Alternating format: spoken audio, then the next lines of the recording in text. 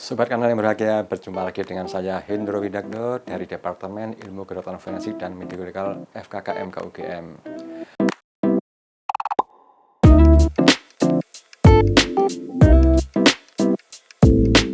Pada kali ini akan saya bahas tentang masih dalam kanal series. Di sini kecelakaan transportasi atau kecelakaan pada pengguna jalan, dalam hal ini pengendara sepeda motor. Kecelakaan jenis ini banyak terjadi dan banyak sekali memakan korban, baik luka maupun meninggal dunia. Nah, di sini bisa kita bagi. Yang pertama akan saya bahas tentang kecelakaan tunggal pengendara motor. Jadi naik sepeda motor, kemudian terjatuh tanpa ada lawan tabrakan. Nah, harapannya Sobat Kanal dapat memahami bagaimana terjadinya luka akibat naik sepeda motor tunggal lalu terjatuh. Nah, sehingga bisa dibuat rekonstruksi kejadiannya seperti apa sesungguhnya. Pola perlukaan korban pengendara sepeda motor pada kecelakaan tunggal tentunya yang pertama ini adalah akibat benturan primer. Benturan primernya terjadi antara korban dengan bagian sepeda motor. Karena tunggal kecelakaannya, maka ketika dia tergelincir begitu, benturan pertama ini umumnya terjadi pada pengendaranya itu dengan bagian stang setir sepeda motor tersebut.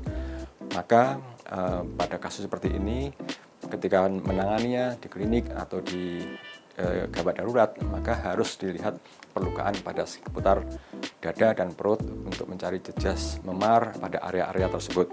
Karena kita khawatirkan bahwa perlukaan itu mungkin juga melukai organ-organ di dalam dada dan perut. Nah, tentunya pada kasus-kasus tunggal ini ada juga benturan sekundernya.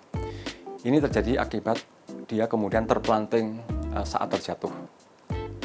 Efeknya adalah yang pertama kita lihat bagaimana terjadi pada kepala, karena 80% kasus kematiannya adalah karena trauma pada kepala. Ini kebanyakan akibat benturan dengan permukaan jalan atau benda-benda di sekitar tempat kejadian. Bentuk perlukaannya bisa luka-luka robek, lecet, dan memar pada area benturan. Kemudian terjadi fraktur atau patah tulang-tulang tengkorak. Kemudian terutama ini ada tempat yang paling rawan adalah pada dasar tengkoraknya, itu biasanya juga akan retak, bahkan akan diperparah kebanyakan juga dengan terjadinya dislokasi atau cerai sendi servikal atau tulang-tulang leher. Ya, sehingga kerusakan otaknya dan kerusakan sumsum lanjutan ini menjadi bagian yang memperparah, bahkan bisa mengancam jiwa. Kemudian yang kedua, perlukaan pada anggota gerak terjadi ini akibat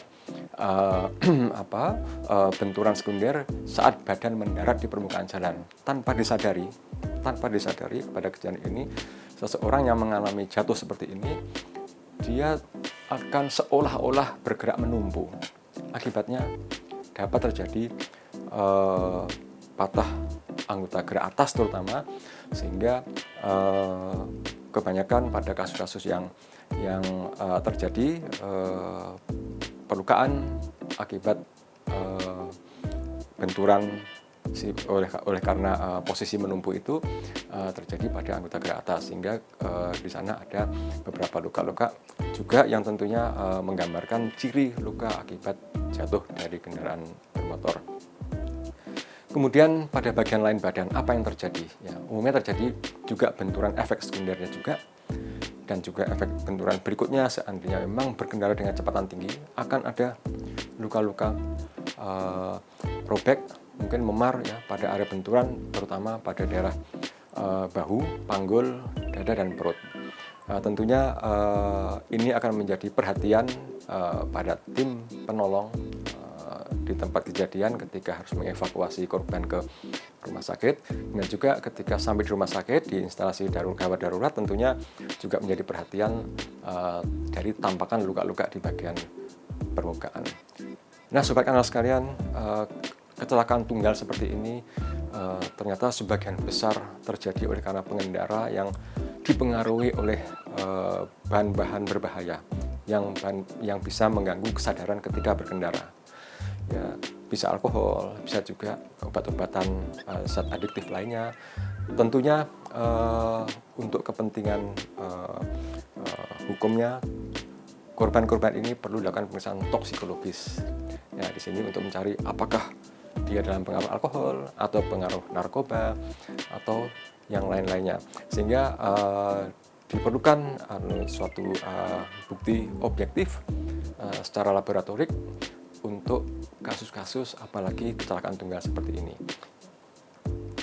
Demikian pada kesempatan kali ini saya sampaikan tadi juga, hati-hati di jalan, berkendara sepeda motor dengan aman, dan jangan lupa tidak mengkonsumsi barang-barang berbahaya sebelum berkendara, sehingga selamat sampai tempat tujuan.